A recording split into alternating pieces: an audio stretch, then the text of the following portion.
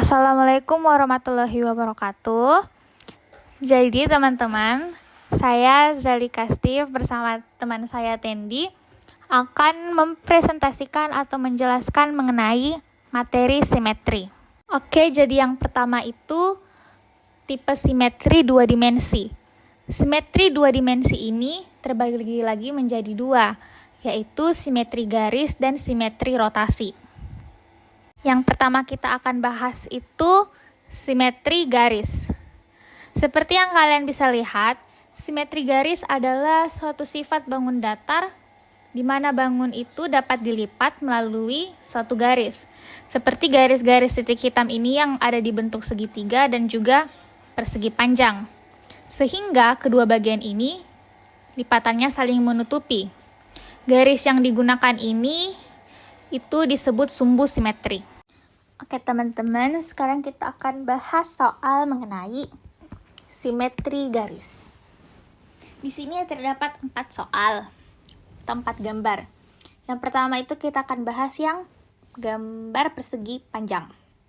Nah, gambar persegi panjang ini mempunyai garis simetri itu 2. Kenapa? Coba kalian bayangkan di kepalanya kalian, atau kalian punya kertas di sampingnya kalian, itu cuma bisa dilipat 2 kali. Kalau dari gambar ini, itu dari C ke D itu 1 kali lipatan. Lalu lipatan kedua itu H ke G. Nah, selanjutnya gambar kedua itu trapesium.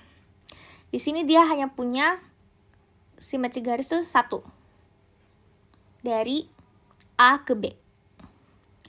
Yang ketiga, ada black tepat atau diamond. Dia ini sama kayak persegi panjang, mempunyai 2 simetri garis. Nah, ini lipatannya dari E ke F 1 kali, A ke B 1 kali. Jadi totalnya adalah 2. Gambar terakhir ada L-shape. Garis simetri ini hanya mempunyai 1, yaitu garis CD. Jika kita gunain garis AB, bangunannya itu tidak terbagi menjadi 2 bagian yang sama, sehingga dia itu bukan simetri. Jadi jawaban yang betul adalah garis CD. Kemudian ada simetri rotasi. Nah, jadi salah satu jenis simetri pada bangun datar atau bangun ruang, yaitu ketika sebuah bangun datar diputar dengan sudut tertentu kurang dari 360 derajat terhadap pusatnya. Bentuk bangun tersebut tetap sama seperti semula. Nah, contohnya seperti ini. Ada persegi diputar 90 derajat. Nah, itu dia bentuknya tetap sama dengan posisi awalnya. Terus diputar lagi 180 derajat. Masih sama dengan bentuk awalnya. Kemudian diputar lagi 270 derajat. Masih sama dengan bentuk awalnya. Kemudian diputar lagi hingga 360 derajat. Kembali ke posisi semula. Jadi untuk persegi, dia simetri rotasinya itu ada 4. Karena dia bisa diputar kurang dari 360 derajat dan posisinya itu tetap seperti posisinya semula gitu. Jadi contoh soal. Jadi bangun yang pertama itu, bangun ruang yang pertama, bangun datar yang pertama itu persegi panjang. Persegi panjang itu kalau diputar 90 derajat, dia hendak ketemu sama posisi semulanya. Kalau diputar 180 derajat, baru dia ketemu posisi semulanya. Jadi terhitung 1 Mi, terus diputar lagi 270 derajat, belum dapat juga posisi semulanya. Jadi diputar lagi 1 kali Pi, 360 derajat, baru bisa dapat posisi semulanya. Terus yang B, bangun datar yang segi 5, dia juga kalau diputar kurang dari 360 derajat, bisa dia dapat simetri rotasinya. Dia bisa 5 kali kalau diputar untuk mencapai posisi mulanya 90 derajat begitu. Kemudian yang C, jajar genjang. Ini bangun datar yang jajar genjang, kalau diputar 90 derajat tidak dia dapat posisi semulanya.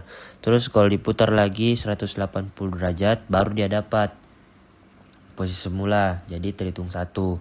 Kemudian diputar lagi 270 derajat tidak dia dapat, jadi harus diputar lagi menjadi 360 derajat baru dia dapat posisi semulanya. Terus yang D itu yang segi 6 sama konsepnya dengan yang segi 5 tadi. Kalau dia diputar kurang dari 360 derajat masih bisa dia dapat posisi semulanya hingga 6 kali. Terus yang E jajar genjang juga konsepnya sama yang C. Bisa 2 kali. Kemudian ada layang-layang. Layang-layang ini kalau diputar 90 derajat dia tidak dapat sama sudut posisi semulanya. Jadi kalau mau diputar lagi sampai dia dapat posisi semulanya harus 360 derajat. Kemudian bangun selanjutnya itu yang G. Dia kalau diputar 90 derajat, 180, 270 masih belum dapat sama posisi semula. Jadi harus diputar hingga 360 derajat. Hitungannya 1. Terus yang H. Yang H itu sama juga. Kalau diputar 90, 180, 270 masih tidak dapat. Hingga harus diputar 360 derajat baru bisa dapat. Nah, selanjutnya ada lagi simetri 3 dimensi. Jadi yang pertama itu ada plane symmetry, yang kedua itu ada rotational symmetry. Nah, untuk yang plane symmetry, jadi plane symmetry adalah bidang atau permukaan imajiner yang membagi suatu objek menjadi 2 bagian yang saling cermin atau refleksi. Contohnya pada bangun ruang persegi panjang, itu dia kalau mau dicari plane simetrinya dia bisa dapat 3 seperti di gambar. Terus contoh soal. Nah, jadi yang pertama yang kiri itu prisma. Nah, kalau dilihat dari gambar itu dia bisa kalau mau dicari plane simetrinya dia bisa menghasilkan 4. Terus untuk yang sebelah kanannya yang tabung, dia itu bisa membuat plane simetri sampai tak terhingga karena lingkaran. Terus yang di bawah untuk bangun ruang yang di bawah, kalau mau dicari plane simetrinya dia bisa menghasilkan 2. Selanjutnya kita akan membahas bagian kedua dari simetri 3 dimensi, yaitu rotational symmetry. Bayangkan ada sebuah batang yang masuk lewat di tengah-tengah sebuah benda padat. Seperti pada gambar di slide, itu batangnya yang titik-titik biru. Batang ini jadi sumbu supaya benda tersebut bisa diputar.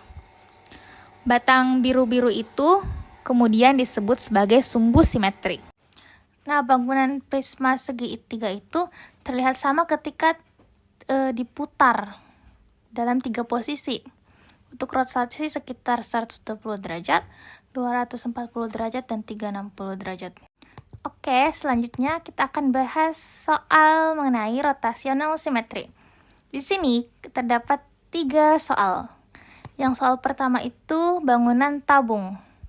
Nah, kalau tabung ini diputar terhadap sumbu tengahnya yang garis warna biru itu, berapa derajat pun diputar akan tetap terlihat sama. Karena tidak terbatas banyaknya posisi yang membuat bangunannya itu tampak sama, maka dia disebut sebagai tak terhingga atau infinite. Selanjutnya, bangunan kedua itu ada prisma. Bangunan ini itu cuman kembali ke bentuknya semula itu kalau diputar 360 derajat penuh. Karena kalau misalnya kita putar 180 derajat, bentuknya tidak sama karena sisi miringnya itu tidak cocok. Jadi, hanya ada satu simetri rotasional, yaitu sekali putaran penuh. Yang terakhir ada 5 segitiga. Nah, 5 segitiga ini kalau diputar terhadap sumbu tegaknya itu yang warna biru, setiap 120 derajat atau 240 derajat bentuknya bakalan tetap sama. Jadi, itu mengapa rotasional simetrinya itu ada 2. Nah, selanjutnya ada angel relationship in circle. Jadi, lingkaran itu mempunyai banyak sifat berguna yang dapat digunakan untuk memecahkan masalah. AB adalah diameter lingkaran, C adalah titik pusat. Ingatlah bahwa semua jari-jari lingkaran adalah sama. Selanjutnya, kita akan membahas mengenai soal angle relationship in circles.